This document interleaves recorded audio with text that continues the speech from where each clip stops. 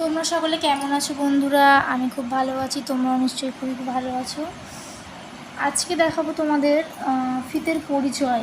আগের দিন ভিডিওতে বলেছিলাম যে এই চারটে তোমাদের সবাইকে মুখস্থ করতে বলেছিলাম। এই চারটে ছাড়া সেলাই তো সম্ভব নয়। এই চারটে মুখস্থ হয়ে যাওয়ার পর এই যে ফিতের এই পরিমাণ তোমাদের সবাইকে জানতে হবে।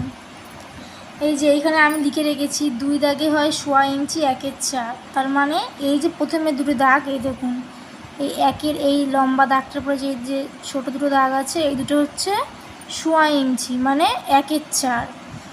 তারপরে এখানে লেখা রয়েছে 4 দাগে হয় 1/2 ইঞ্চি 1/2, তার মানে হচ্ছে কি 1 2 3 4, মানে 1 2 3 4 মানে এটা এখান থেকে দূর হচ্ছে 1/2 ইঞ্চি। এরপরে এই যে 6 দাগে হয় 1.25 ইঞ্চি, তার মানে 1 2 3 4 5 6, এই 6টা দাগ অবধি এখান থেকে শুরু করে এত দূর, এই 6টা দাগ অবধি হবে 1.25 ইঞ্চি। এবং 8 দাগে হয় 1 ইঞ্চি, তার মানে 1 2 3 4 5 6 7 8, প্রতিটা এই লম্বা লাইন অবধি করে এক একটা 1 ইঞ্চি।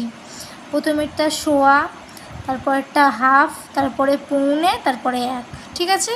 এই ফিতের পরিমাণ না জানলে সেলাইয়ের সময় খুবই অসুবিধা হবে। এর সাথে এইগুলো মিলিয়ে এবার দেখে নিতে হবে তোমরা পারছো কি না। মুখস্থ হয়ে যাওয়ার পর তোমাদের মনে মনে একা একা মিলিয়ে নিতে হবে যে এইগুলোর সাথে এইগুলো মিল হচ্ছে কি না। এর পরের ভিডিওতে আমি তোমাদেরকে অঙ্ক দেখাবো, এই ফিতের এতে অঙ্ক দেখাবো কীভাবে কী করতে হবে, সেটা আমি এর পরের ক্লাসে তোমাদের সাথে শেয়ার করব।